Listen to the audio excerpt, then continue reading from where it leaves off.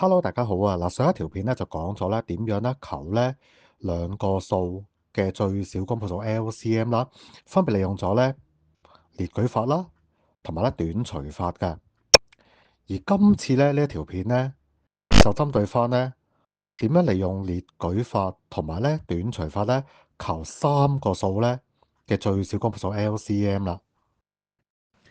嗱，跟住咧我哋睇睇咧第二個例子啦。嗱，今次咧會複雜少少啦，就係求5、8同埋10呢三個數咧嘅最小公倍數 LCM。嗱，先睇睇咧第一個方法啦。嗱，第一個方法咧當然係列舉法啦。嗱，先咧我哋咧列翻5嘅倍數啦。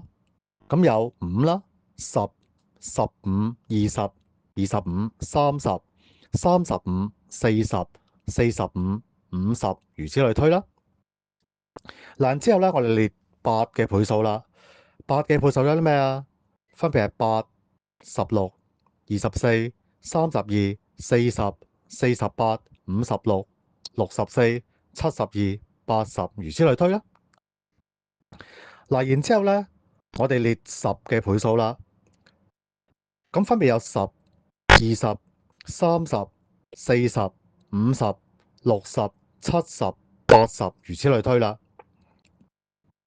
嗱，透過上邊咧呢3行嘅數字啦，我哋睇到咧5、8同埋10咧嘅公倍數分別有40啦、80啦，如此類推啦。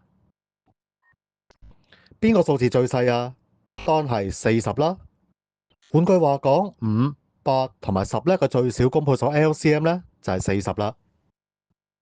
嗱，跟住咧我哋睇睇第二個方法就係短除法。嗱，首先我哋將咧5、8同埋10呢三個數字咧擺喺除號裏頭。嗱，留意啦，呢次咧我哋牽涉到咧3個數字啦，所以啦，是但有兩個數可以除得盡個數咧，都可以咧除㗎，就唔係局限咧喺咧除得晒3個數嘅數啦。嗱，我睇到5、8同埋10，首先我哋將佢除以2啦。嗱，留意啦，由於咧呢個2咧唔係5嘅因數啦，所以你見到咧個5咧，我係照抄咗喺5嘅下邊嘅，揾綠色字咧去咧顯示俾大家睇。但係8除以2咧係4啦，所以4咧寫喺8下低。10除以2係5啦，5咧寫喺10下邊啦。好啦，跟住我哋睇到5、4、5呢三個數目字啦，好明顯啦，我哋可以將佢咧除以5嘅。5除以5係1啦。留意啦，4呢個數字咧本身咧唔係5嘅倍數啦，所以我哋咧將呢個4咧照抄喺4嘅下邊，然之後做一次5除以5係1啦。咁咧呢個短除咧就完成啦。